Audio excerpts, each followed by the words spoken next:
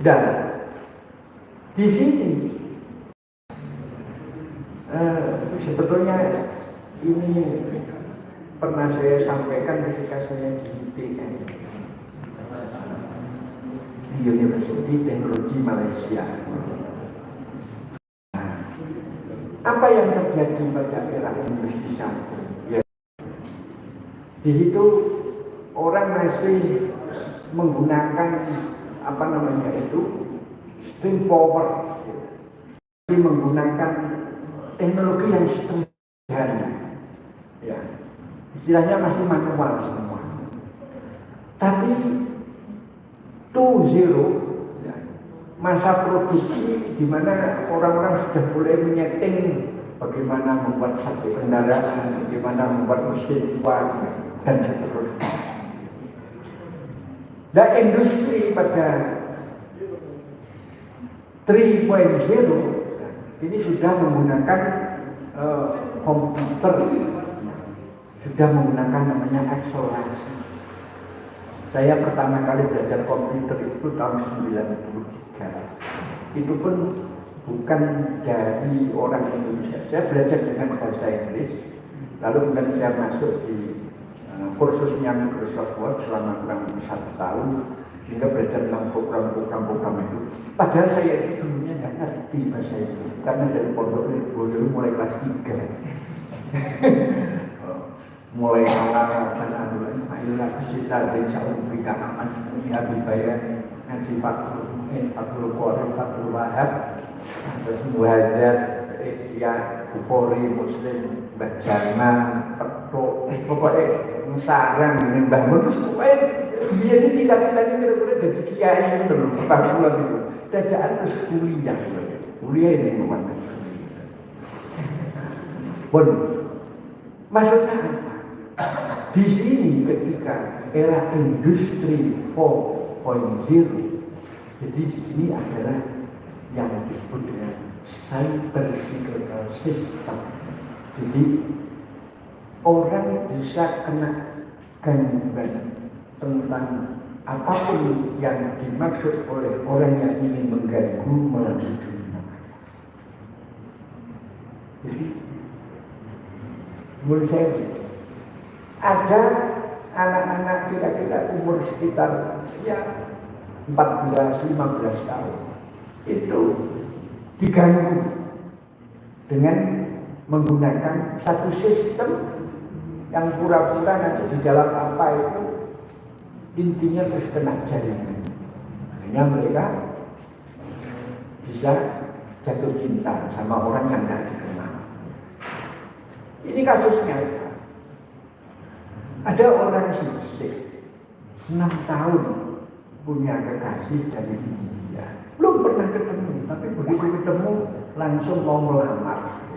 Nah, apa sudah kenal? Sudah sejak 6 tahun yang lalu. Itu kenalnya di mana? Di Facebook. Itu kan. Jadi Facebook, Instagram, WA, apalagi itu, ya macam-macam. Itu adalah merupakan satu industri 4.0 yang pada saat sekarang ini ya sudah bisa dimanfaatkan untuk kebaikan dan sekaligus bisa bagi orang-orang yang berniat untuk menggunakan. Nah, apa yang terjadi pada dampak era digital? Sebutlah misalnya saya katakan di sini, ya, data penanganan konten radikalisme, terorisme tahun 2017 ya, sampai April tahun 2019 itu ada 494 kasus. Totalnya 13.150. Lalu kemudian situsnya ada 409. Jadi kalau panjenengan mau mencari gitu kan, apa misalnya berita ya, Google itu bisa mencari dalam waktu hitungan detik sampai ribuan, 10.000, 13.000 situs yang terkait dengan itu kalau tidak dihitung. 502 file sharing ya, yang terkait khususnya itu. 614 Telegram, lalu kemudian Google itu, lalu kemudian ada Twitter sampai 1411, dan kemudian Facebook dan Instagram menjadi 9452. Jadi di sini artinya apa? Betapa pentingnya dalam sebuah negara bagi lembaga pendidikan semacam Nahdlatul Ulama yang punya kegiatan dalam pendidikan itu dari mulai madrasah ibtidaiyah, sanawiyah, aliyah sampai ke perguruan tinggi untuk memperhatikan masalah. Waktu saya sampai di sini, istri saya tinggal di Malaysia, pendidikan Indonesia. Even in Malaysia also very true. Orang Malaysia bilang teruk itu sangat gitu kan. Nah, lalu kemudian jenis propaganda media sosial itu seperti apa dalam pemahaman konteks kita itu mewaspadai. Jadi bisa jadi panjenengan punya mahasiswa ya dulunya dari pesantren atau dia masih nyantri, tapi kemudian pikirannya sudah terkena jenis-jenis propaganda yang ada di media sosial, yaitu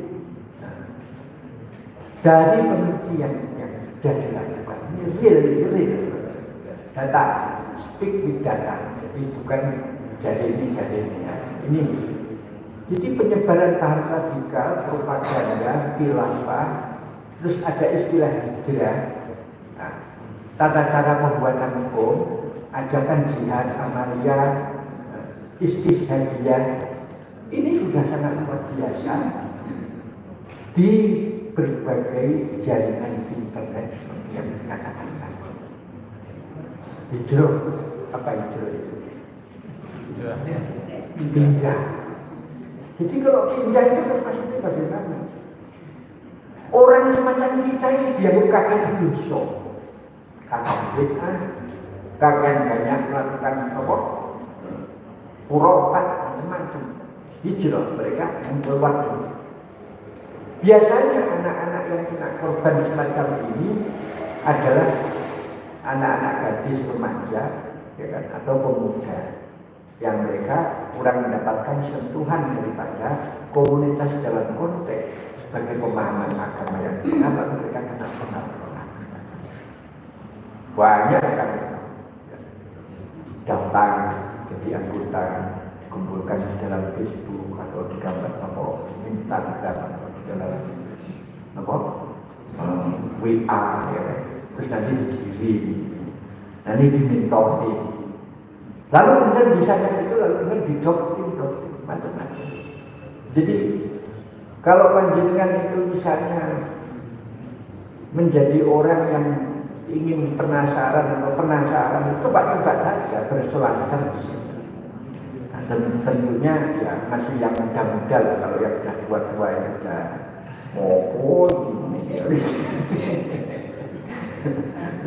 nah ini. Nah, apa medianya? Yaitu Instagram, Facebook, WhatsApp, YouTube, Twitter, Telegram, ya kan? Ada news, itu ada bulletin, ada situs, ada file-file yang bisa nanti diakses. Nah, penyebabnya daripada masuknya radikal yang nanti adalah kata kita akan mengapa aswaja itu penting bagi umum, bagi keluarga, bagi bangsa, bagi negara.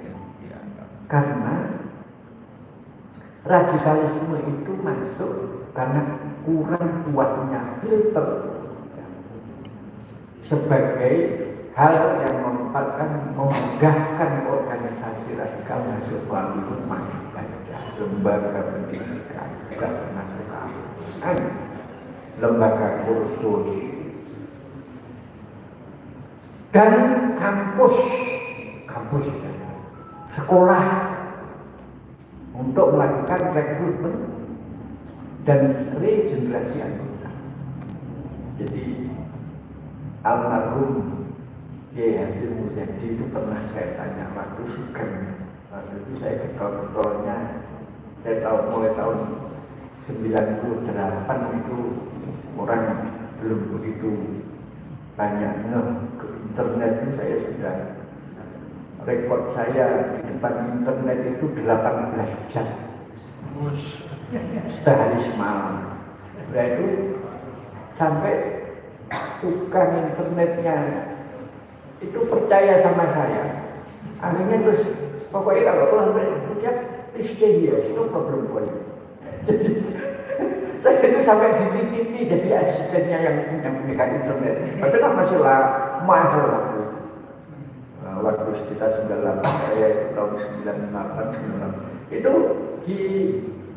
di Blitar ini yang ada itu masih di kantor pos. Selain itu belum ada. Itu pun kalau nyewa 1 jam itu yang masih berapa persen kalau dibuka ya terus diketik misalnya Google tinggal nyeduh kopi sekarang sudah lemot kalau yang seperti ini. Nah, lalu kemudian penyebaran paham radikalisme secara konvensional dan digital itu juga masih ada melalui lembaga-lembaga. Lalu kemudian pandangan keagamaan yang eksklusif juga bisa menyebabkan masuknya radikalisme. Jadi contohnya kemana orang itu eksklusif itu saya gambarkan kalau saya itu ya sarungan itu aslinya memang kaum sarungan ya. Walaupun sampai ke Jakarta naik pesawat lalu kemudian sampai ke Singapura itu pernah ya sarungan. Jadi sarungan itu yang paling enak ternyata ketika kita itu mau ke kamar kecil itu paling enak itu. Nggak ribet. Lalu kemudian ketidakpedulian masyarakat juga menjadi penyebab dari masuknya paham. Nah, sekarang kita para dosen, kita para pemangku di sebuah lembaga pendidikan yang di dalam namanya ada simbol Nahdlatul Ulama, ada nama Nahdlatul Ulama. Dan Nahdlatul Ulama itu tugasnya yang paling pertama dan utama yang menyebarkan, melestarikan, menjaga ya kan, bagaimana paham ini agar tidak terpenetrasi oleh paham yang lain. Sekarang saya masuk saja. Jadi mengapa kita harus berilmu? Kita ini sudah NU. NU itu apa? NU, no smoking. Jadi intinya begini. Saya tidak dalil kayak para kiai karena nanti ini sebetulnya banyak data-data yang ingin saya sampaikan. Bahwa mengikuti perintah berjamaah kalau tidak dikoordinir oleh satu lembaga yang namanya organisasi, jamaahnya itu ya cuma jamaah di masjid. Itu bisa saya ketahui, ya kan? Saya itu pernah di satu negara itu dalam puasa Ramadan dalam satu bulan itu jamaah di 28 masjid yang berbeda. Hari ini itu, nanti kira-kira sekitar jam saya lihat lagi masjid di mana nanti malam langsung Musa. 28 semua yang jadi imam atas Al-Quran, hafal Al-Quran. Lalu kemudian uniknya ada satu masjid ketika jamaah itu mulai ya itu kemudian lampunya tinggal bukan hanya ya lampu 5 watt. Yang ingin saya ceritakan bukan itu ya, tetapi bagaimana lamanya tarawih itu luar biasa. Sehingga di depan kita itu ada gelas yang diberikan itu. Kalau haus, tinggal minum. Jadi ada yang lagi ini. Jadi kalau, tapi ya air putih saja. Nah, belakangan saya tahu ternyata, oh, apa ya kita di mana kok ke situ. Jadi siangnya itu saya terpikir ini, kok lain sendiri gitu. Ternyata itu adalah masjidnya kelompok Syiah. Gitu. Jadi saya nggak sengaja pernah jamaah di masjid kelompoknya Syiah yang kemudian lampunya itu temaram, lain, auranya itu lain. Nah itu termasuk yang saya sebut sebagai eksklusif. Nah Islam itu inklusif. Nah, Nabi itu membawa Islam itu ya inklusif, Bilal yang berbuah atau yang orang hitam, ya kan? Ya diterima. Salman Al-Farisi yang dari Persia juga diterima. Lalu pada sahabat yang dari mungkin kalau sekarang itu ya seperti apa itu namanya Cekoslowakia atau mana itu kan juga diterima. Jadi semua diterima. Ada yang tidak terrekod oleh sejarah. Konon ada raja yang pertama kali ingin bertemu kepada Nabi dari India, lalu kemudian masuk Islam. Pulang sebelum sampai di negaranya sudah meninggal, tapi itu tercatat dalam sejarah. Sehingga di antara para sahabat itu juga ada yang meninggal di India, termasuk Malik bin Dinar. Itu sakit terus dimakamkan di sana. Sahabat-sahabat itu banyak juga yang wafat di daerah Yordan dekat dengan perbatasan Israel. Sahabat Salman itu, lalu kemudian sahabat Ali bin Jabal dan termasuk putranya itu wafat dan dimakamkan di situ. Jadi jangan sampai cari. Jadi justru ketika dimakamkan di Jazirah Arab itu malah nggak ketemu. Tapi kalau di luar, semua itu mesti ini makamnya sahabat ini dibunuh. Gitu. Terus ada makamnya sahabat lagi yang pernah memegang bendera perang itu itu juga ada soal. Intinya saya ingin mengatakan bahwa berjamaah itu artinya sebuah perintah untuk menjaga agar Islam ini tetap konsisten, tetap memiliki jalur yang turun-temurun bisa ditelisik dari mana asalnya, bagaimana ajarannya, lalu kemudian gurunya siapa, lalu kemudian umpama membaca Al-Quran seperti itu sing ngajari sopo, itu jelas. Nah, kalau sekarang itu kan konsep, kamu bisa baca Al-Quran, bagus itu, siapa pun iya kan? Jadi aneh sekali ketika saya pernah menjelaskan sama mahasiswa itu. Aina, orang saya bisa. Kata lama saya nanya. Anak orang itu jujur. Tidak ustaz juga. Ustaz, anak alim. Apa yang saya coba dikira. Jadi, jadi sekarang ini gimana ya? Padahal Quran itu mestinya ketika dibaca itu harus salah. Lalu kemudian juga harus punya guru, dan gurunya itu minimal standarnya itu seperti guru TPQ. TPQ-nya NU yang di desa-desa itu minimal. Karena TPQ itu umumnya dulu pernah ngaji di langgar di musola yang punya guru juga. Barangkali dulu panjenengan yang sepuh-sepuh itu lagi ngaji Quran nggak bener itu, kan terus diketok kali garisan. Kalau sekarang anak diketuk begitu, lapor bapak itu kemudian bisa memperkenalkan awal kena pasal sekian.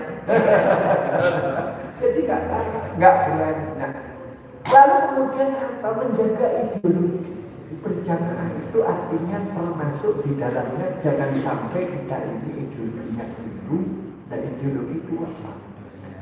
Jadi ini panjang sebetulnya, tapi khulasonya Islam itu kalau ditarik dari sebelah kanan, dia sebagai wahyu. Kalau wahyu ditafsirkan, kemudian penafsirannya dengan hadis, lalu kemudian jadilah hukum yang kemudian dari sana memproduksi fikih lalu kemudian fikih. Nah, seterusnya jadi apakah ijma ulama, apa kemudian menjadi fatwa, tapi semua ini dari sisi sebelah kanan. Tapi sebelah kiri, Islam diamalkan. Lalu kemudian ketika mengamalkan itu, ya kan namanya sholat. Di mana? Di masjid. Masjidnya seperti apa? Tak lukis-lukis, kasih gambar di sebelah punya kamu. Kok enggak? Yang penting masjid itu kan bisa nyaman untuk sholat. Nah, perintah untuk sholat tadi mengakibatkan terbentuknya sekian ragam bentuk masjid dengan gaya arsitek yang beragam. Ada sekarang itu masuk break gitu kan ke kamar mandi.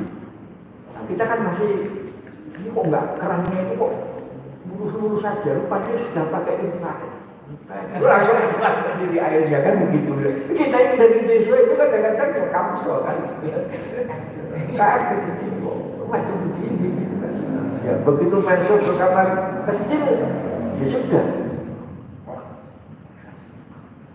Ada bingung begitu aku kecil, kemudian nggak ada cibuknya gimana? Akhirnya sambil dibuka terus datang ke luar gitu. Mana cibuknya? Kita nggak ada di Indonesia. Ketika di Saudi Arabia saya pernah jadi mau cebok itu ini dibawa sampai ke jamaah mana juga harus sambil megangnya gitu. Kenapa ya karena nggak tahu bahwa itu adalah yang dipakai itu sebenarnya bukan untuk cebok, bukan di tempat yang shower. Ada yang habis itu puasa semua, mau puasa semua.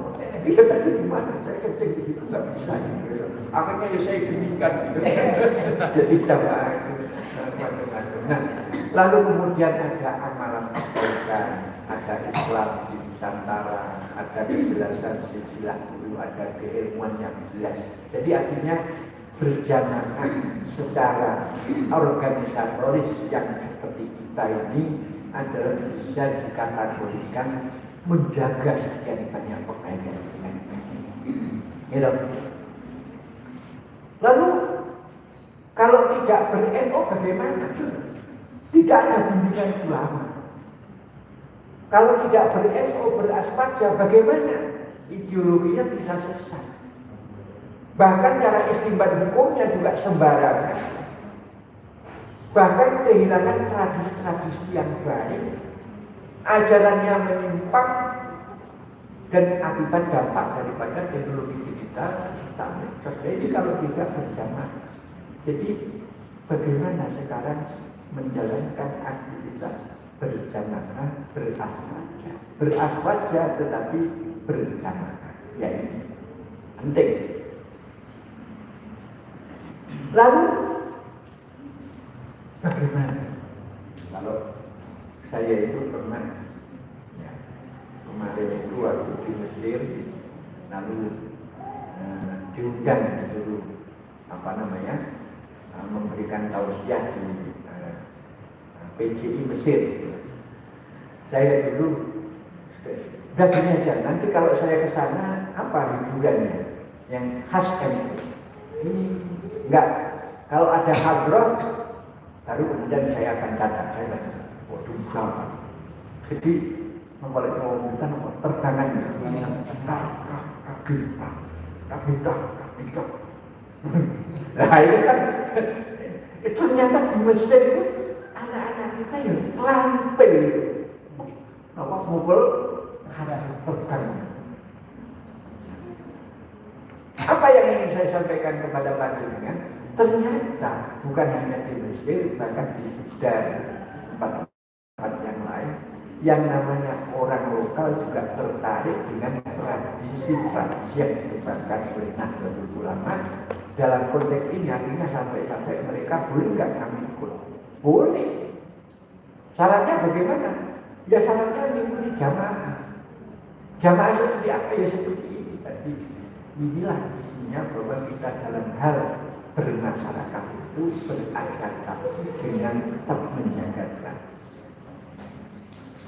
Ini al-muhafadah al-qasim soleh berarti jadi kalau kita itu boleh misalnya pakai sarung, Sekali waktu panjenengan pakai dasi, pakai celana, pakai, pokoknya buanten, pakai jas, gitu, pakai dasi, gitu.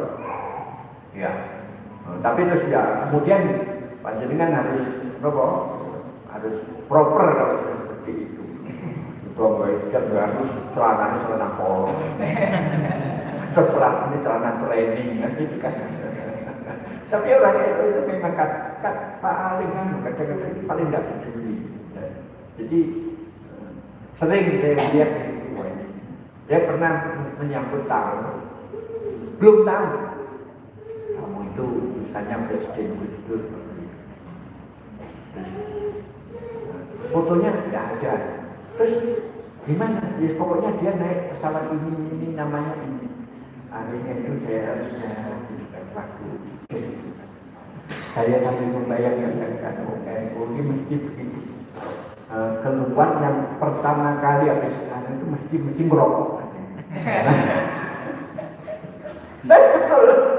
Begitu saya lihat itu kan masih kan ngerokok. Bapak ya yang diutus sama presiden. Mungkin pula. Jadi ada hal yang menjadi ciri khas gitu. Nah, baik, tapi bukan soal itu. Artinya beradaptasi dan menjaga tradisi, tawadud, tasamuh, tawadud, amal ma'ruf nahi munkar dan tidak. Maksudnya bagaimana? Kalau kita itu melihat dalil, maka dalil ketika sudah ada di dalam Al-Quran itu tidak langsung diambil secara netral. Misalnya kalau ada hadis man ro'a minkum munkaron falyughayyir biyadihi. Nah, biyadihi di sini bagaimana? Jadi kalau saya pernah mendengar keterangan dari kiai-kiai sepuh itu begini, Al-Quran dawuh kowe sholat 5 waktu jogonen, tapi begitu caranya mendapatkan itu gak terus berngasah terus maghrib terus kemudian langsung isya, kalau enggak dosa, enggak begitu. Tapi dintainya saklimpe ini monggo jamaah pagi-pagi betul ya kan? Malam enggak berangkat enggak apa-apa, besoknya ketemu Pak dengan kok ini betul anu kan kok nganggo betul nopo-nopo mangke terus dino malih lek dengan ngobrol monggo malih jadi tidak kuatkan betul. Ini tahu betul bagaimana psikologi masyarakat Jawa yang mereka itu punya sensitivitas yang sangat tinggi, tetapi juga punya kepekaan. Jadi wong Jawa ini sadurunge Islam jadi suapik, ketambahan Islam kuat. Tapi lek cara membawakan Islam enggak benar, malah bubrah. Ini pentingnya. Lalu kemudian tasamuh, artinya sudah biasa. Tetapi nanti akan saya jelaskan lagi dalam poin yang. Nah, bagaimana antara tasamuh dengan amal ma'ruf nahi anil munkar? Sekarang panjenengan amati. YouTube itu kalau yang satu kelompok menghujat kelompok lain, di bawahnya itu dengan kayak komentar badul, agal, jarang, keluar enggak sih. Jadi nanti yang membela yang sebelah sini juga gitu. Ngomong macam-macam lah bunyinya itu. Jadi di situ itu sampai kata-kata itu maunya yang baik tetapi menuai satu hal yang tidak baik. Jadi ini yang kemudian ini bagaimana? Nah ini nanti pekerjaannya umum itu termasuk ini belum ada konsepnya. Bagaimana ya? Mendidik didik, gitu. Pelajaran yang mendidikkan bagaimana kita bersikap, ya, tasawuf, tawadhu, tapi di YouTube, tapi di Twitter, tapi di Facebook. Nah, biasanya ngomong biasa-biasa api-api gini, kalau sudah ketemu yang mulai ngantem wis. Wis padha ae. Ini bagaimana? Jadi kita ini juga ketularan macam-macam di sana. Nah, dakwah bilha, dakwah bil hikmah, bil mau'izah bil hasanah, ini adalah merupakan sikap ke masyarakat. Nah, jadi tidak ada NU itu terus umpamanya begitu. Awas loh, kon bisa buka melanggar, tak pecat bersama. Jamaah NU itu tandanya nanti kalau sudah meninggal itu ya tidak dipecat ini orang militan ya. Ini mau NU tak tidak. Terus ya apa? Ditahili, gitu, pidati, gitu, 40 dino dan seterusnya. Itu sesungguhnya menurut saya. Kenapa masalah-masalah yang begitu itu kemudian dibawa kepada ranah agama? Wong Islam itu andai kata tidak ada silaturahim itu ya sepi. Buktinya pandemi itu kemarin. Gitu. Coba kayak nggak sepi begitu kan? Ngamal Islam. Jadi orang-orang yang kemudian sibuk dengan paham-paham yang dari teks lalu kemudian menjadi dengan yang lain ini, bagaimana cara kita melatih ini? Yang penting yang harus bil hikmah, yang penting harus bil mau'izah bil hasanah. Baru ngaji, nengok YouTube, gitu. Tapi saya soalnya ngaji kita, tapi bangsa karomai poro wali. Jadi saya mau cari kamu ngaji kok kita bilang ini kan kamunya Syekh Mahfud kan ulama Indonesia. Terus lalu kemudian kitab itu dikarang tentunya adalah untuk menjawab pertanyaan-pertanyaan yang timbul pada masa itu dan sekaligus juga termasuk sebagai pegangan bagi kita ngomongin karomah bagi orang yang ingkar karomah dan seterusnya, tapi bukan bak karomah. Ketika saya itu ngomong al-istiqomah itu khairun min al-karomah. Timbang istiqomah itu lebih hayu timbang bak karomah.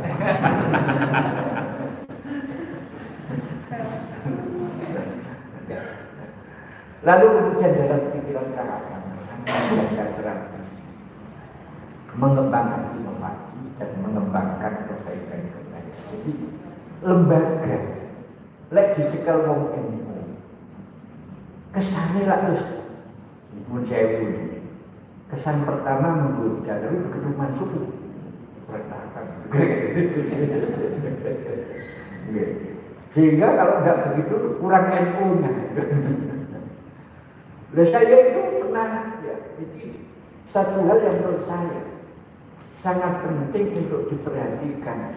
Dulu memang ya pesantren itu, lembaga itu apa adanya, memang tidak ada outsourcing, tidak ada tenaga yang tidak ada keuangan. Tapi kalau sekarang ya umum ya, lihat kantor kita ini, begitu masuk sederhana, tapi bersih, tertata rapi. Sampai di sini pun sirone pun rapi gitu. Ini kan sudah berubah dengan zaman ini. Lalu melakukan inovasi atau mengembangkan inovasi, artinya apa? Hal-hal yang secara khusus ya, perlu dilakukan inovasi, dikembangkan, lalu kemudian dijadikan sebagai satu misal yang satu contoh misalnya begini. Saya berkeinginan Gunung Blitar ini misalnya berkeinginan ya bersama-sama dengan panjenengan bagaimana Gunung Blitar ini menjadi Universitas Nahdlatul Ulama terbaik. Amin amin amin. Se-Indonesia. Amin amin amin. Nah, ini. Saya pernah belajar tentang how to manage the organization of University of Higher Education, Deakin University.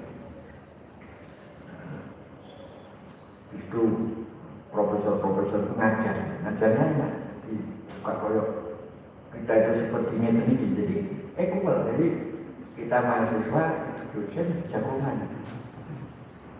Terus kelasnya ini begitu kita itu perlu sesuatu nanti dari itu cek dan tombol jadi smart kelas betul. Jadi mulai nih apa LCD cek keluar di setel cek waktu. Nah ini yang mahal itu isinya teknologinya. Nah, apa yang saya katakan, yang saya sampaikan pada kesempatan ini. Jadi ternyata mengorganisir lembaga pendidikan, jika kemudian ingin maju, kamu harus tahu siapa lawan kompetitormu. Jadi kalau kita ingin maju tapi tidak tahu kompetitornya siapa, itu tidak akan bisa kita itu mengungguli mereka. Wah, sana kampusnya bagus, pokoknya begitu. Sekarang indikator namanya kampus bagus itu apa cukup dilabeli pada gedungnya, dilabeli pada aksesorisnya, tidak, tapi prestasi akademiknya. Oh, dosennya yang S3 berapa? Masih ada nggak dosen S2? Masih ada. Berapa persen? Terus dana penelitiannya ada berapa yang terserap? Publikasinya yang dimasuk di skop ada berapa? Ini jadi indikator-indikator untuk berkompetisi. Jadi jenengan itu harus dicari sopo.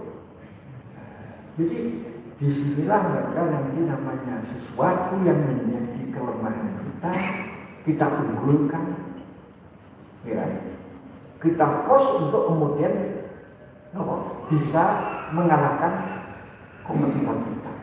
Lalu yang kompetitor yang dekat-dekat saja, ya, ungu ya harus dengan ungu gitu ya, apple to apple, jangan terus ungu lawan Brawijaya. Itu pun kalau perlu ya yang sepantaran. Jadi cara gedung ya sepantaran. Jadi nggak boleh pencak itu kan nggak boleh, harus imbang. Jadi mana kira-kira ya yang kira-kira sekelas kita itu ya kan lahirnya fakultasnya. Pokoknya di message. Setelah itu genjotlah apa yang menjadi kekuatannya. Jadi orang itu harus tahu kekuatan umumilitas itu adalah pada pengamalan aswajarnya. Apa ya? Ini diidentifikasi amalnya aswajar yang ada di dalam platform ideological frame ketika disuruhkan pada perilaku itu seperti apa? Omongnya semtok menodok terus juga serakalan begitu apa bagaimana ini masalah amalnya. Ya. Nanti insya Allah di belakang nanti akan saya sampaikan. Lalu kemudian pilar daripada Ahlussunnah wal Jamaah itu ya kan ada harokah, ada amalnya, ada fikroh. Nah semua ini kembali kepada jadinya. Jadi harokah gerak, yang tidak harokah berarti tidak ada.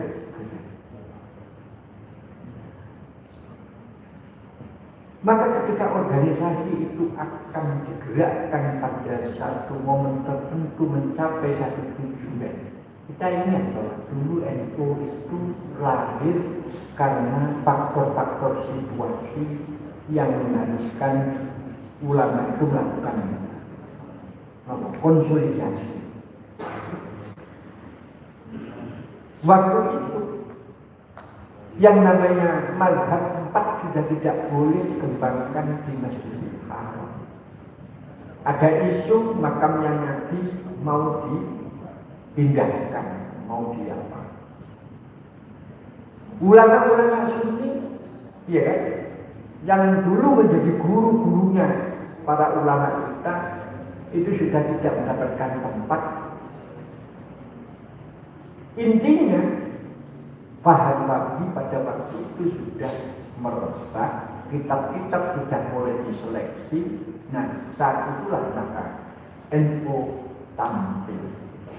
Wes singkat cerita ini ada yang lucu-lucu nanti sebetulnya, tapi bukan ini yang ingin saya sampaikan. Jadi umpamanya, jadi apa namanya, NU itu sudah mengutus putusan itu atas nama siapa ini? Ini enggak, ini hanya begitu atas namanya mau Nahdlatul Ulama. Nahdlatul Ulama itu adalah merupakan organisasi yang merespon terhadap timbulnya gerakan Wahabi. Ketika ulama yang dari sini mau diutus ke sana itu atas nama siapa? Itu tidak ada. Lalu adanya adalah setelah Wah, ini satu hal yang pernah disampaikan sama almarhum Agus Sunyoto yang ahli sejarah. Dia bisa menceritakan sangat detail sekali dan saya menikmati karena apa? Semua yang dikatakan itu baik data. Dia adalah researcher yang sangat ulung di segi pilihan nasional, perpustakaan nasional. Nah, setelah harokah, artinya gerak ini juga begitu. Tahun 56 sampai tahun 66, organisasi keislaman mulai misalnya Al-Khairul, Al-Wasliyah, Tarbiyah, Ulama dan Muhammadiyah itu sama mendirikan lembaga pendidikan. Gitu. NU yang paling belakangan ketika universitas, kenapa? NU itu sudah asik dengan pondok pesantrennya. Tidak ada bisa mengalahkan pondok pesantren. Mungkin juga timur ini aja banyaknya itu ada sekitar 6.300 sekian pesantren. Dari mulai yang santrinya 50 sampai yang jumlahnya itu puluhan ribu, ngalami Universitas Gadjah Mada. Ini luar biasa. Umpama pesantren-pesantren yang semacam itu dijadikan universitas, universitas itu kan nganggur nih. Ini kayaknya orang itu kan gitu salah kalian sudah lihat kan gitu ya. Nah sekarang ini NU mulai ingin membuat lembaganya di perguruan tinggi secara mandiri. Lek umpama sampai itu sudah membuat ikatan pondok ini pokoknya kuliah orang yang buku kecoba yang punya gunung wis apane gak kanggo sekolah-sekolah di perguruan tinggi keren. Apalagi kalau jenengan juga punya buku yang bagus, keaswajaannya sangat tampak di sana. Mondok sekaligus jadi mahasiswa sekaligus juga mondok. Mondok dalam konteks ini adalah pembinaan pengalaman hidup agar sesuai dengan tradisi kiai, ngaji Quran, ngaji kitab. Ya, nggak perlu yang besar-besar. Yang penting pengalaman hidup. Juga pengalaman hidup penting. Nah, lalu kemudian ada amalan anak ya dari sini koyok posor, pukasan, terus kemudian wiridan, tahlilan, lalu kemudian sampai istighosahan, terus tawasul kita tawasul. Ini kan dari beliau tawasul yang luar negeri itu malah gagal-gagal. Coba kita tenggone makam itu cuma nulis ya Syekh, aku kepengen ini gantung nih spread neng makam itu wah mau gitu biasa ya, aku benar-benar itu penghasil. Kenapa? Karena bagi mereka itu adalah seperti orang hidup. Maka ya bisa membaca tulisan itu, nggak perlu terus kemudian ditawasi. Bahkan yang begini-begini inilah yang kemudian barangkali ya jadi keterlamban ya, kita nggak seperti itu lah ya. Lalu kemudian ada fikroh an-naqliyah, jadi pemikiran yang kemudian mengharuskan kita bagaimana menerjemahkan pemikiran itu menjadi sebuah pemikiran yang dinamis, pemikiran yang jernih, pemikiran yang moderat dan metodologis. Dinamis artinya tidak statis, jernih artinya melihat segala sesuatu dengan pandangan yang mengedepankan bainal akli wal naqli. Moderat artinya mampu menerima pemikiran-pemikiran dengan melakukan filterisasi. Coba, gua dulu 10 tahun jadi anggota lembaga kaji maka dibahas itu macam-macam. Tapi yang terakhir yang dilihat itu membahas masalah fikih kebangsaan jilid 1, jilid 2, jilid 3. Terakhir usul supaya nanti dibaca oleh orang-orang yang di Arab sana. Ayo kita terjemahkan ke dalam bahasa terjemahkan bahasa Arab. Ini nanti insya Allah pengajian jilid 2 isinya apa? Nah, tetapi ini penting. Manhajian itu pada saat sekarang itu orang itu ketika tahu tentang teks, makanya hadis. Hadis itu berbunyi misalnya serbu karena roh air berbunyi. Tapi terus kemudian caranya sholat orang itu beda-beda. Sampai di Maluku sana, kalau orang itu misalnya mau wudhu terus hanya bawa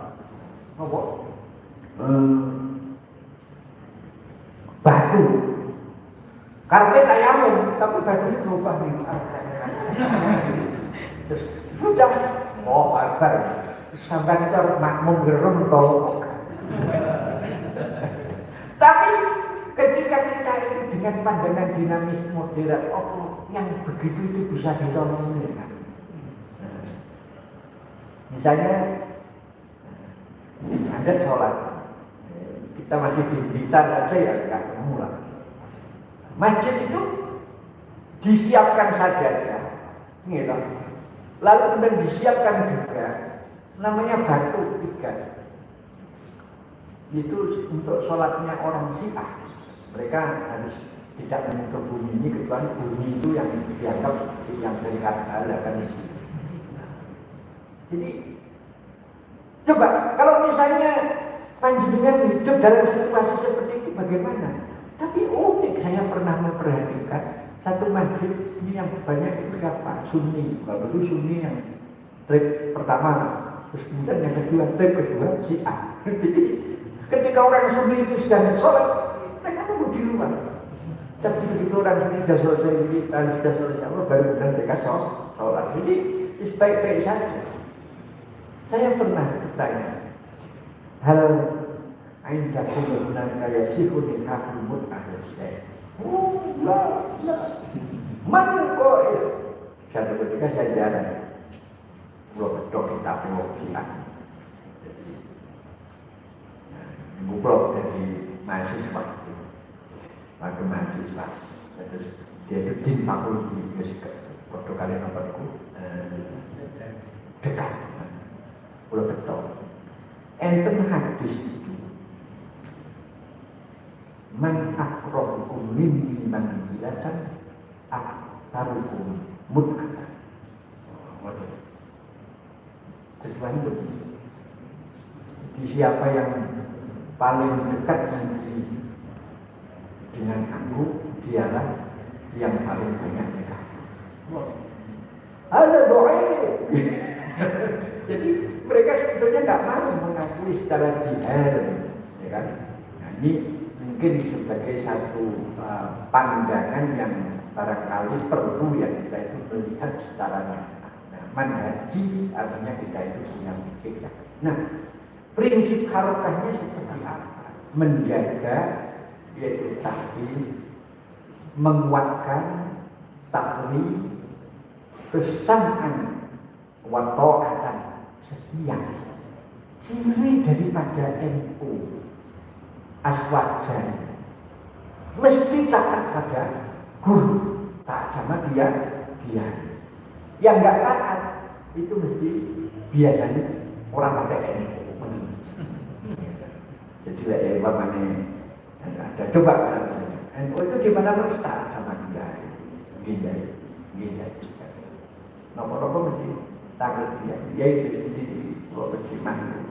Mungkin saja ya, aku yang berjago. Lalu kemudian ramah, ya kan? Tawar dunia, terus menentang iman ada kasih sayang. Nah, prinsip analiyahnya bagaimana? Kesinambungan, bermadhab dan menjaga tradisi. Lalu kemudian tanggung jawabnya kita sebagai organisasi, ya, baik dalam dinnya, dalam makomnya, dalam ijtimanya. Jadi sekarang NU dalam konteks kita itu berbahan aswajan, mesti harus bisa menjaga dari tadlil, bagaimana orang tidak tersiksa, menjaga agar orang tidak tafriq, ya kan?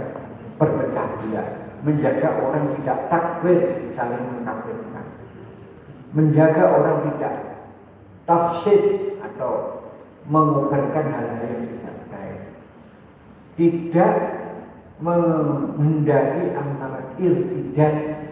Jadi bab-bab yang murtad, dekodiyah, munharifat dan hal-hal yang tidak positif lainnya itu menjadi lahan dakwah. Nah, disinilah maka berarti bagaimana kita bermuamalah. Jadi gambarnya paham Ahlussunnah wal Jamaah.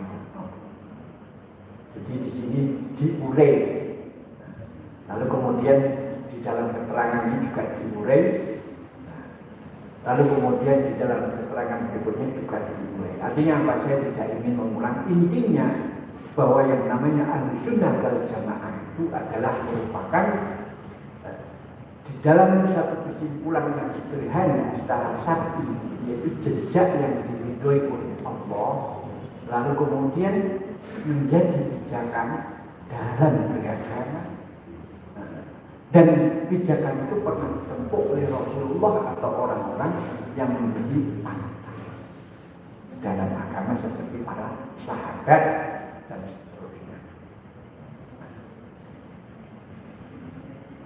Jadi di situ mahasiswa hadirin yang saya sampaikan kira-kira cukup sampai di sini saja dulu.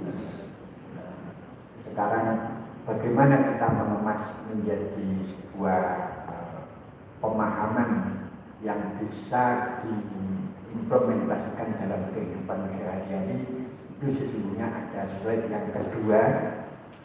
Saya melihat the power of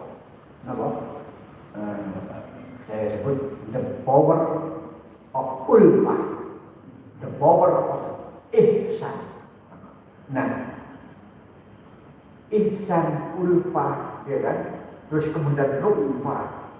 Pokoknya yang isi-isi daripada tasawuf itu bukan diamalkan saja dari aspek manhaj, tetapi diintrodusir bagaimana yang namanya kasih sayang itu menjadi sesuatu yang bisa lumubir. Lumubir itu artinya apa? Ya lumubir itu artinya ya bisa mempelajari. Nah, inilah yang nanti di hari ini sempat akan saya sampaikan setelah break. Barangkali kalau tidak sempat ya sudah sampai di sini saja. Sekian barangkali itu yang bisa saya sampaikan. Terima kasih. Assalamualaikum warahmatullahi wabarakatuh. Demikian Bapak Ibu, monggo kita buka kesempatan ya. Ini menarik karena beliau banyak pengalamannya di mana-mana gitu. Ini mungkin juga bisa ditiru oleh dosen-dosen yang masih muda-muda ini. Bisa meniru jejak beliau ya, untuk melawan Juwana.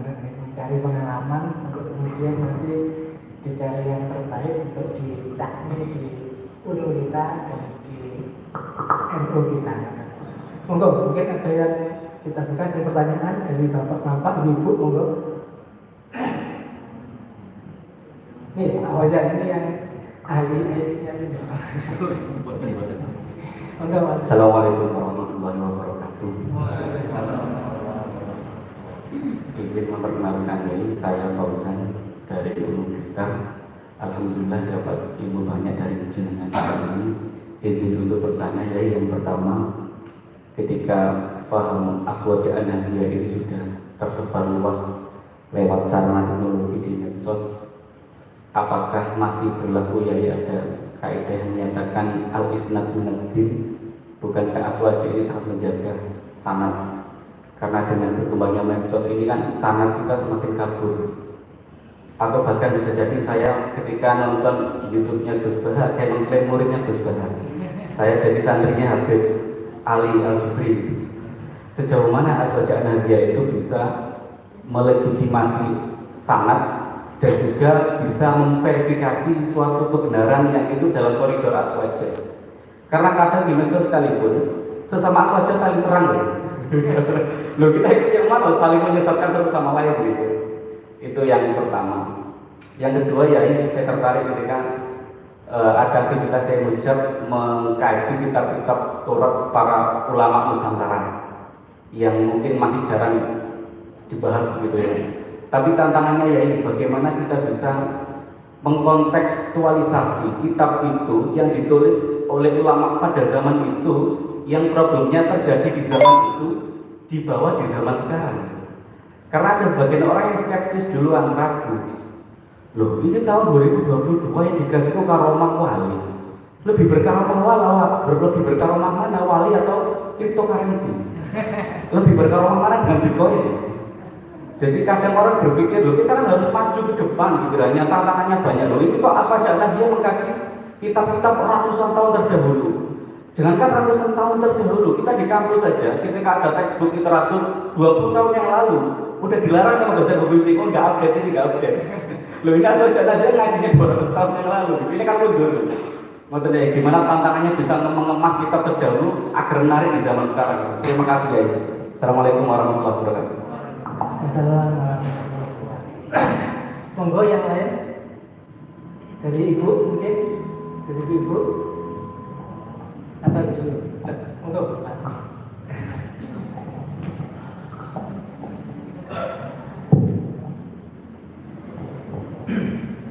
Assalamualaikum warahmatullahi wabarakatuh. Perkenalkan, nama saya Zainal Rosadi. Saya mau teringat pendengaran Haru Guntur dari India itu diundang oleh teman-teman Lakus dan Tigarun. Itu pertama kali dengan itu. Terkait dengan yang panjangan sampaikan, yaitu bagaimana penguatan paham aswaja di era digital. Sementara kita kalau bicara era digital ini kulon konsep berkaitan dengan pendapat di NU kan kita ada namanya pesantren yang masih mempertahankan bentuk aslinya. Mungkin untuk menengahi atau menjembatani antara era digital dengan mereka yang masih tradisi, itu bagaimana, itu pertama. Yang kedua, apakah kita itu masih perlu terkait dengan majunya teknologi itu juga masih mempertahankan bentuk-bentuk yang asli itu apakah terus tadi kalau Pak Fauzan melakukan aktualisasinya bagaimana karena sampai hari ini itu saya melihat di pondok pesantren itu kalau ada perubahan masih sangat sedikit atau pelan. Begitu juga terkait dengan UNU, karena di UNU ini 10 prodi itu prodi umum, sementara yang 7 prodi agama. Jadi terkait dengan penguatan, kami masih butuh bimbingan ataupun konsep berkaitan untuk penguatan aswaja di UNU. Karena ini kita menyadari pertama 10 prodi umum, sementara yang 7 prodi agama. Mungkin kalau untuk prodi agama tidak begitu kesulitan. Tapi kalau yang prodi umum itu masih kesulitan untuk penguatan paham saja. Mungkin itu. Makasih. Oke, terima kasih Bapak Zainal dan Bapak Fauzan. Monggo Bapak terangkan tentang menarik ya pertanyaannya, mendidik. Jadi bagaimana dia sekarang masih menggeluti yang lama-lama. Jadi ini sesungguhnya kitab Mahabharata, Ramayana itu kan lebih kuno daripada Al-Quran. Ya. Tapi sampai tahu enggak, ada satu universitas dan itu sangat megah. Ya. Salah satu di antara guru besarnya itu adalah orang Indonesia. Itu di New Delhi. Mahasiswanya itu cuma 4. Tapi pemerintah tetap membiayai, mengalokasikan dana itu karena mereka tidak ingin jejak Ramayana, jejak Mahabharata itu akan terhapus dari agama mereka. Jadi pemerintah peduli terhadap agama. Nah, kira-kira begitu ya. Maka pemerintah punya duit. Nah, satu ketika namanya Profesor Budya Pradipta. Itu orang Indonesia. Saya tanya, Prof, tidak ingin balik ke Indonesia? Waduh, sudah tidak ingin ya. Saya ingin di sini sudah 20 tahun lebih dapat penghargaan dari World Beroleh tempat dari dunia. Karena beliau mengarang banyak buku dan dia mengajar itu hanya setahun itu 2 kali. Yang diajar adalah dosen dan profesor ahli sejarah prasejarah. Sejarah tapi yang prasejarah. Jadi itu yang terkait dengan apa namanya Ramayana dan macam-macam. Nah, nanti ini jawaban spontanitasnya kalau nanti yang turus itu tidak diupai. Terus tidak ada yang memperhatikan. Dan terus umpamanya anak kita nanti digudang kalau mau kono, kamu kan terus dianggap anak itu. Bapakmu dulu, paham? Jadi oleh sebab itu betapa pentingnya bagi kami pecinta para puros itu untuk menghidupkan tradisi baca puros, tradisi mengamati puros, tradisi untuk melestarikan puros.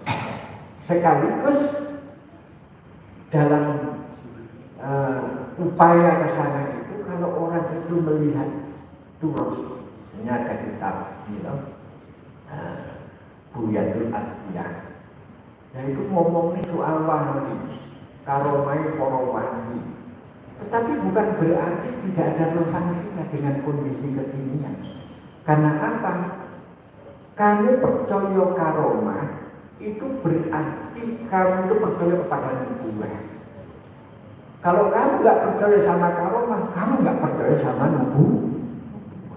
Jadi kadang-kadang nggak percaya karo wali, podo kamu nggak percaya karo nabi. Kira-kira begitu. Kalau disingkat, kenapa? Karena karomatul auliya itu datang adalah karena mereka saking taatnya kepadanya. Dan semua auliya Allah itu adalah ya umatnya Kanjeng Nabi. Dan yang dipilih itu yang pertama kalau terkait dengan apa namanya kitab yang terkait. Yang kedua begini, dalam tradisi Islam, jenengan ngerti yang namanya kitab Fathul Wahhab, lalu kemudian kitab Tuhfatul Muhtaj, lalu kemudian ada kitab apa itu Nihayatul Muhtaj. Itu adalah merupakan intisari dari kitab umumnya Imam Syafi'i. Kemudian direduksi, kemudian diringkas, kemudian disarah, ya kan? Ada Al-Wasid, Al-Wajis, Minhajul Islam. Itu artinya apa? Genealogi keilmuan itu berkembang karena mereka mengkaji pandangan para ulama. Ini sekaligus yang dimaksud dengan sanad dalam konteks ini seperti itu. Coba panjenengan orangnya begini. Saya itu pernah belajar kitab Ushul Syarhah. Saya bandingkan dengan Al-Mustasfa atau Al-Lumah itu jauh. Karena istilah-istilah yang dibuat berbeda antara mazhab Hanafi dengan mazhab Syafi'i. Saya pernah belajar namanya kitab Fathul Mu'in, ya kan? Sulitnya bukan main, ya kan? Tapi saya pernah belajar namanya kitab Al-Hidayah. Fathul Mu'innya mazhab Hanafi. Karena waktu kuliah itu saya memang ya mau nggak mau harus mengambil fikih lah, fikihnya fikih Hanafi ya, itu belajar sekaligus menyelam gitu kan. Jadi dosen itu tak debrati itu, ada Syafi'i, ayo anak-anak Syafi'i. Jadi kalau panggil saya, ya Syafi'i, bukan Syafi'i. Jadi debat masalah jenggot itu belum pernah, tapi kalah loh. Tapi lihat-lihatnya insya Allah menang. Ini cerita ya, jadi betapa sesungguhnya mazhab itu juga merupakan bentuk daripada sana. Coba, sampai nggak bermazhab, berarti nggak punya sana. Sampai kita ini mau sih nggak duit mazhab, mesti nggak duit sana. Sepanjang kita masih punya mazhab, insya Allah masih punya sana. Ya, oke, buat ini kita bisa membuat halakoh sendiri. Intinya kalau jawaban saya begitulah. Kenapa? Karena coba bayangkan. Sanadul ilmi itu kan sebetulnya ini kalau tentang hadis sapa wong sing apa duwe ilmu enggak berguru maka gurune setan bukan maksud hadis ini ya gurune setan itu dari orang yang membaca kitab tingkat tinggi niku mungkin mesti ente ketemu. Misalnya titimatun, ada khotimatun, ada misalnya faslun, ada kitabun, terus ada tanbihun, gitu. Terus ada istilah-istilah yang di sana itu tidak dikenalkan, tetapi panjenengan baru ketemu rumus itu di dalam kitab namanya Syarhul Qulub. Sehingga ketika fal yata'ammal itu sebetulnya pesan misalnya kepada siapa dan intinya apa? Orang mengerti bahasa dia enak kan? Sama dengan orang belajar tentang sejarah watakdir. Misalnya kaum mulai itu dianggap kata-katanya lembut, padahal itu termasuk kata-kata jari. Isu sore, isu delik, sore tempe, kaum mulai nun. Tapi ini ku tasik di bawah derajatnya kadzabun. Di atas kadzab masih dajjalun. Tapi di bawah itu misalnya masih ada qaulul layyinun, misalnya layu tajbihi. Itu istilah-istilah apabila nanti dibiarkan orang-orang itu hanya mengenal dari YouTube, ya kan? Ya itu benar, atau dari Google, dia lagi Google bener kan prakar paruan gitu. Makanya tetap harus ngaji, sebab kalau nggak ngaji nggak bisa tersesat. Nah ini termasuk fikroh tadi dan juga termasuk organisasi. Tanggung jawabnya itu termasuk yang melestarikan itu. Terus tadi pertanyaan yang kedua, jadi digital menjembatani tradisi dan digital bagaimana? Apakah perlu dipertahankan yang asli kawin penguatan aswaja di UNU khususnya di prodi umum? Iya. Jadi begini, saya ini sehari-hari dulunya saya itu juga pemerhati kurikulum. Jadi diundangi ke Konjini sampai ke Papua, jadi Raja Ampat, jadi Kalimantan. Ini karena stay itu dulu undang bagaimana rekonstruksi atau memperbarui kurikulum, karena menurut kurikulum itu adalah harus diperbarui setiap 5 tahun sekali, minimal 3 tahun sekali. Dan untuk menyesuaikan apakah muatan-muatannya masih relevan dengan tuntutan stakeholder dan seterusnya. Nah, sekarang begini, yang paling berkesan di dalam sebuah proses pembelajaran itu adalah pengalaman belajar.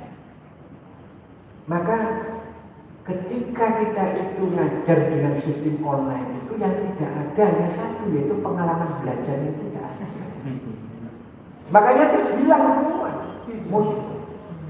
Karena pengalaman belajar itu bukan bentuk ajarannya, bukan isi daripada materinya saja, tetapi pengalaman.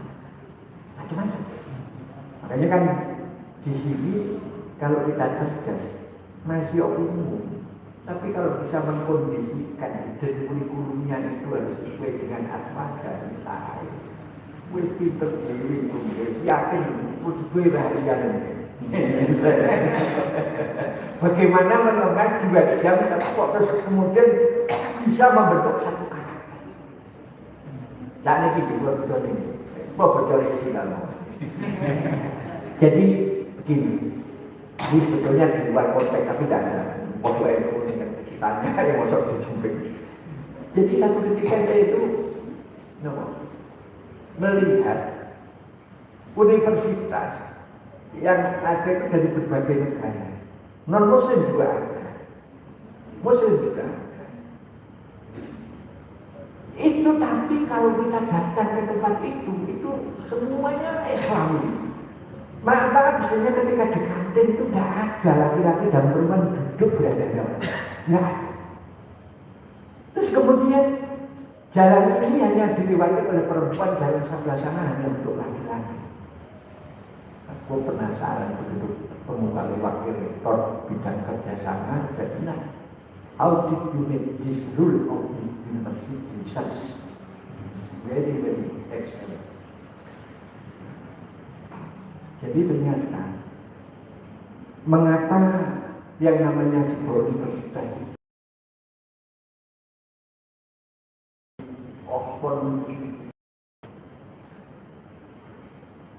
universitas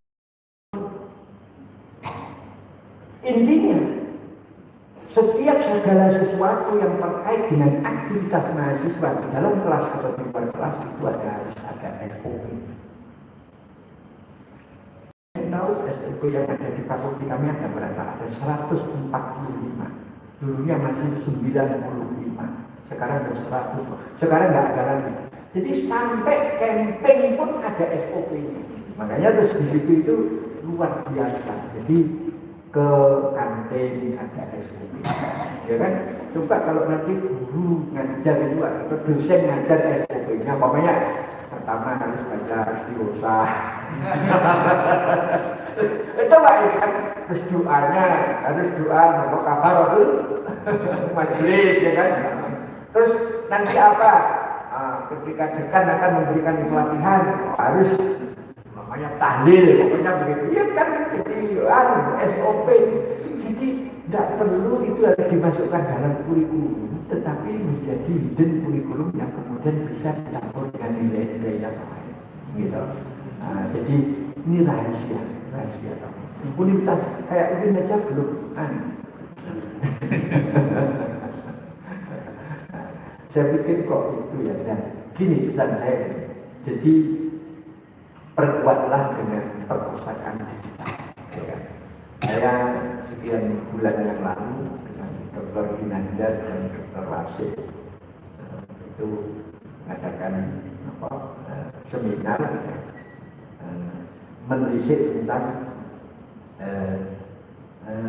disering rapat baca dengan melakukan tahlil terhadap teks-teks yang biasa. Nah ini marak terjadi, tetapi kemudian mengapa yang dilakukan? Ya karena mereka punya senjata. Senjatanya begini. Orang mentahkik kitab itu litasjil.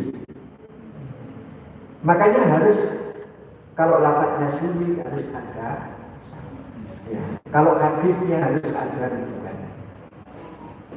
Nah kalau salah harus ada yang mendekat. Jadi mereka itu berpegang apa yang salah itu dibenarkan versi mereka. Sehingga namanya Qatrul Bali di Imam karangan kitab Imam Asy'arani itu. Ini mungkin kitab aslinya kalau muhakike itu gede muhakike. Jadi sebelum botol itu didoktrin dikit salah ini kitab Joko. Masya Allah, jadi intinya mau tenang. Makanya tadi terusannya dalam turos tadi, kalau orang memperhatikan turos itu kemudian belum ditangkap, maka muhakiknya harus ditangkapkan dari kalangan pesantren. Kalau perlu nanti tunggu menjadi pelopornya. Karena mentahkik kitab itu syaratnya harus dikenal. Bukan hanya ngerti, tetapi juga ngerti tentang ilmu sing terkait dengan keilmuan bidang yang dalam kitab kita. Lalu macam fikih ya ada sendiri. Kalau usul fikih ya ada. Lalu kemudian orang yang menjadi muhakkik itu sekaligus juga belajar tentang akron. Siapa yang orang semasa dengan beliau. Berarti di sini akan membuka kembali ingatan pada siapa pejuang-pejuang yang ada pada masa itu. Jadi kalau nomor sekarang itu nomor standarnya berapa itu? Terus murid-muridnya siapa, gurunya siapa? Itu kalau namanya tugas ini dihidupkan seperti emas berapa ton yang kemudian harus diangkat kembali, dan inilah saya pikir kalau cukup dengan ini dipelopori oleh umum Blitar yang begitu kan, itu akan menjadi sangat membuat biasa. Mumpung orang lain belum begitu banyak atau paham apa tujuan ke depan. Kenapa? Karena di Mesir, saya pelajari di China, di India, ya kan? Itu negara-negara itu kitab yang ratusan tahun itu masih dipelihara. Fir'aun yang pernah digenin dunia, Fir'aun yang keberapa itu masih ada bunyinya, itu masih ada. Ini orang nggak bukti malah. Tapi itu Fir'aun bunyinya. Bahkan ada Fir'aun yang keberapa itu masih anak-anak, kecil sekali. Tapi sudah dijadikan raja pada masa itu. Nah, semua itu tidak akan bisa dikenal.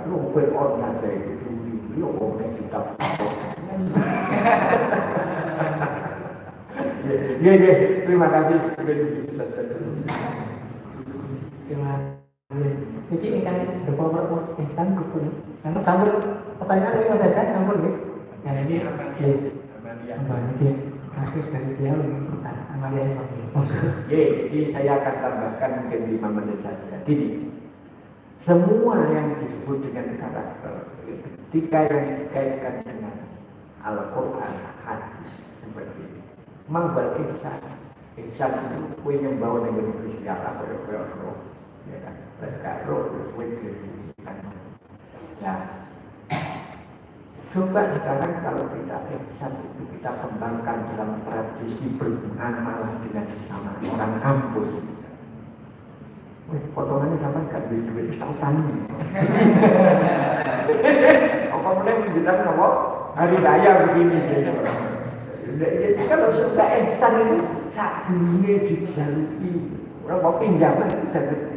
Ini saya dengan kok ribet nih tapi kok menjadi THR.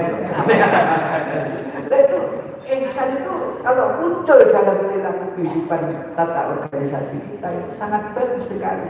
Ilmunya itu banyak ya. Jadi inna rahmatallahi qaribun minal muhsinin. Jadi orang muslim itu didekati oleh rahmat Allah. Wa ahsin kama ahsanallahu ilaik. Jadi Gusti Allah juga. Wa qul minal husna. Jadi berbentur lemah lembut melakukan aktivitas untuk ihsan itu tidak ada hasilnya apapun, dan ini salah satu di antara apa yang disebutnya tadi adalah kita bertamasuk, tasamuh, tawadud, dan seterusnya. Nah, lalu begini, ihsan dalam konteks ibadah kholi berarti memperbaiki hubungan dengan Allah. Nah, Jadi dalam kehidupan aswaja kita di kampus ini, kalau ingin balik kampus mengalir wabit itu sudah ibadah. Tapi sebagai ibadah tidak harus standar dengan kampus itu dulu. Artinya sarana ibadah itu pokoknya dibuat senyaman mungkin, jadi enak. Pokoknya kalau orang yang tempat ibadahnya ya masjid atau musola itu, biasanya kan kalau kita kan nyepet-nyepet sholat itu tidak nelawang, nggak begitu lah. Tapi kalau di tempat-tempat lain itu saya lihat ya, apalagi di Qatar, wah tempat ibadah itu luar biasa menghibur-hibur. Jadi enak, perfectnya, bersiannya. Jadi tapi di Qatar kita ya, foto elit. Lalu kemudian wa al-hikru fil qiyam bi huquqillahi 'ala al-muslimin wa ta'minillah. Jadi bersungguh-sungguh dalam memenuhi kewajiban Allah Sang Pencipta wa ihsan fi huquqil khalq. Jadi implementasi aswaja ketika harus membentuk power of ihsan jenengan lek pamane roh dosen iki kok gak nek pangkat sama cedeknya. Napa kakak napa? Mesti ada masalah, aku neng omah iki kok diurung bojoku. Iki mesti hilang. Ayo aku diajak gitu. Mesti sampean kok wae ini penelitian ini ayo digarap sama-sama. Coba begitu dikembangkan di kampus. Saya yakin itu nanti kampus ini tidak perlu kaya, tapi kalau orangnya itu kaya hati, nikmat. Walaupun misalnya kampus kaya, tapi orang isi tanah teman-teman, ya kan? Kok mulai dapat kelompok? Ada, tidak ada lah. Tapi ini penting. Overall ihsan ini dalam implementasi aswaja harus ini. Waqulu linnasibus. Jadi baik kepada diri sebaya ke bawah. Saya punya pengalaman sendiri. Kalau di dalam taklum muta'alim itu kan kita disuruh menghormati kepada murid. Tapi enggak sampai mundur-mundur. Tapi kalau saya itu, kalau sama murid, saya orang Indonesia, orang bagian Jawa Timur itu selalu bos. Selalu bos. Sebab bahasan itu masuk dulu di batoan itu santri itu wabi juga. Rata-rata kiai itu bosok di sana. Masuk cilik gitu. Nah, ternyata apa? Ketika mereka kita hormat, dalam sisi ada bahwa mereka itu diangkat. Itu sesungguhnya mengajari takhalluf di akhirat.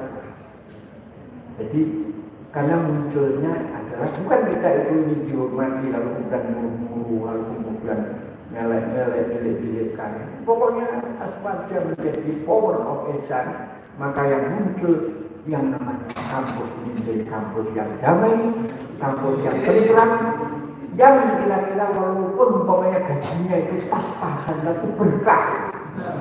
Sebab sewaktu-waktu sambutan. Asal balik ini. The power of ihsan dan lalu kemudian ada ulfah. Ulfah itu ijma ma'ataan. Jadi di sini kasih sayang dalam pergaulan dan atasan bawahan yang saling peduli. Nah, kalau dua ini power of ulfah dengan ihsan ini digabung luar biasa. Saya istilahnya akan memberikan satu gambaran. Orang-orang yang kemudian mengembangkan power of love atau ulfah. Ada yang namanya ulfah di sini. Biasanya namanya ulfah itu orangnya lembut, kanan suami, belia, jangan lupa itu orangnya sebagai itu jualan kemana-mana. Ulfah itu implementasi dalam bertumbuh kembangkan sikap kasih sayang dalam organisasi adalah at-ta'awun wa mu'asyaratun. Jadi saling mengenal, saling menyapa, tidak merasa satu di antaranya lebih tinggi. Tawadhu rendah. Ya. Al-qiyamu bi hukukil muslimin, memenuhi hak-hak daripada kewajiban orang. Jadi orang sakit. Coba kalau misalnya panjenengan datang ke satu sekolah, hobi saya itu dulu mengundang kepala sekolah yang top. Sekarang juga saya menjadi komite, ya kan, anggota komite tim ahli dari sebuah sekolah yang memiliki reputasi nasional. Ini mau dibawa ke internasional. Saya kira kalau internasional silakan dulu, silakan. Jadi membawa sebuah sekolah menjadi bagus itu sesungguhnya yang pertama itu bukan zahirnya tapi batinnya. Jadi kalau orang sudah tamadhu itu kan cirinya santri. Orang itu kalau masuk, kemarin itu saya bersama dengan Prof. Gonzali. Saya itu walaupun misalnya pangkat saya tinggi, lalu dan saya ngajar di pasca sarjana, kepuasan batin saya jauh sekali dibanding dengan saya ngajar santri. Kemana? Kenapa? Itu dalam seminar itu. Ya, pokoknya begitu. Ngajar mahasiswa itu tidak begitu Kenapa? Karena mahasiswa itu adanya itu kayak brunya. Kenapa Pak begitu? Apa? Jadi yang dikembangkan itu dibilang, bagaimana universitas ini bisa tidak menjadikan akhlaknya para mahasiswa sekalipun jurusannya adalah umum, tapi yang menjadi akhlaknya. Nah, lalu kemudian dialog muslim warga Abdul Malik menyatakan al-kalam al-lim, kan? Kata lemah. Asy'arul Islam bayanan. Lainnya sini sekarang agama itu kompor-kompor. Saya jadi saling menghadiah, ya kan? Saling mentraktir, walaupun duitnya itu pas-pasan, ya kan? Kenapa ya? Karena itu senang orang ditraktir, walaupun sudah punya duit banyak itu senang. Makanya kalau ditraktir itu ya kita mengucapkan terima kasih. Lain kali ya kemudian ya traktir itu jangan misalnya dipakai husnul khuluq ya. Jadi di sini lalu kemudian ada tasamuh. Nah ini tasamuh itu apa? Jadi ya tadi sam'an nafsi al-hayni menumbuhkan sikap lemah tersebut. Sam'an nafsi al-hayni.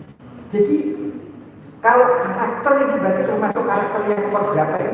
Menjadi sikap, menjadi refleksi. Gitu. Ini yang ada pendidikan tingkat tinggi. Itu termasuk high level thinking order atau yang low atau yang medium. Ini penting.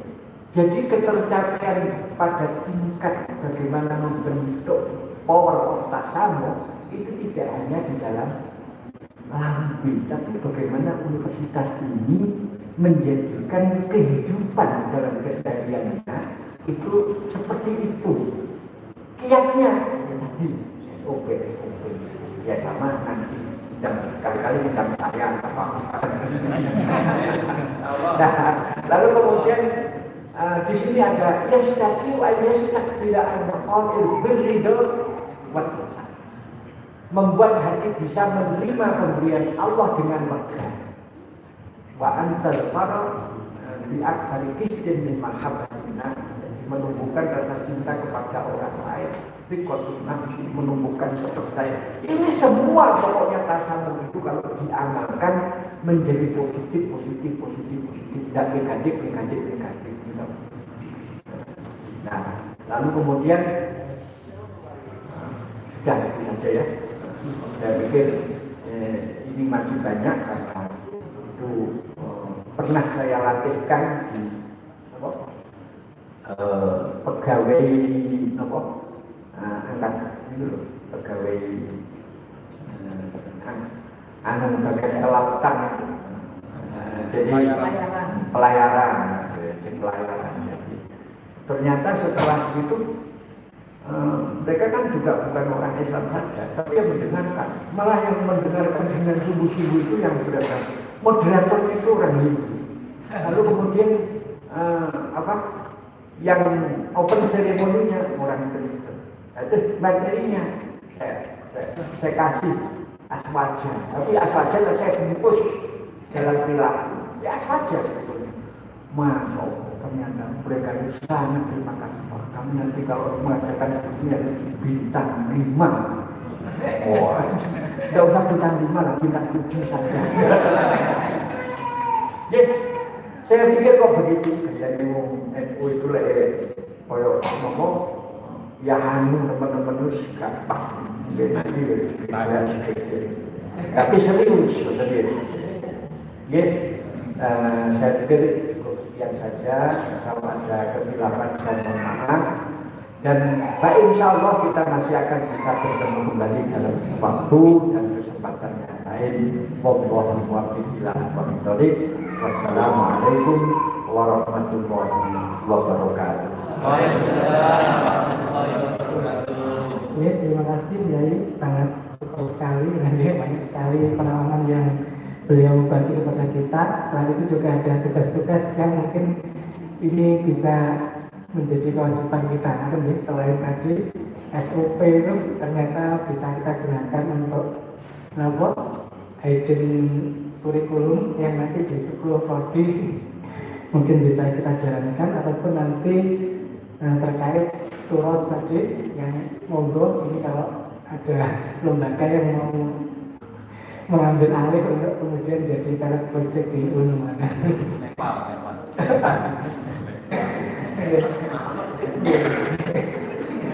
Alhamdulillah, seperti kali ini banyak kemana-mana ya, karena kita pondok itu kita mulai atas dulu pernah ngantarkan Yai almarhum Yai Bin sama Yai Huda itu sama teman-teman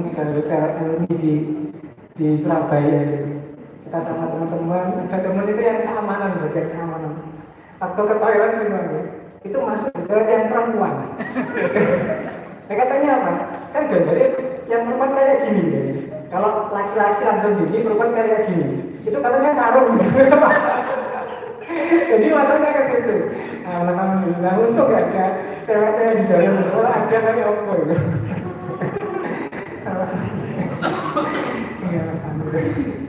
Ya, mungkin akan menikah terakhir nyun tutup kalian doa monggo.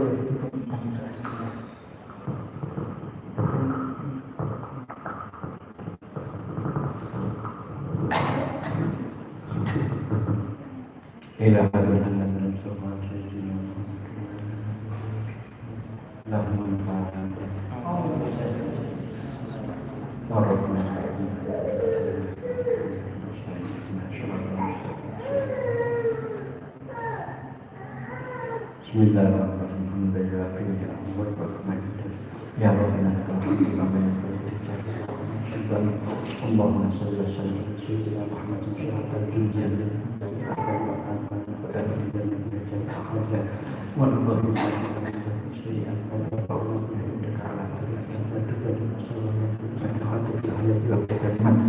Allahumma ighfir lana wa lana sabaqana bil iman fi qulubina alladhina amanu rabbana innaka ra'ufur rahim ya rabbi mustafa wa qasidana wa lana maqamna kami ya rabbi bil mustafa tanzil maqasidana wa kami ya rabbi bil mustafa tanzil maqasidana wa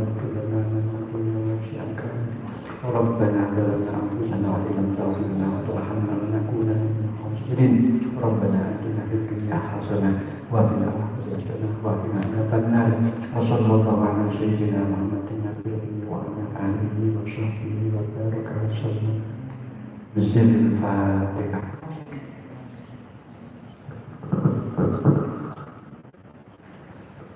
Terima kasih, berjumpa lagi insya Allah Sabtu depan dengan masalah yang sama, tapi insya Allah bersamaan dengan buka bersama. Salamatan, terima kasih kerana pun baru dengan kuasa. Akhirnya wassalamualaikum warahmatullahi wabarakatuh. Waalaikumsalam.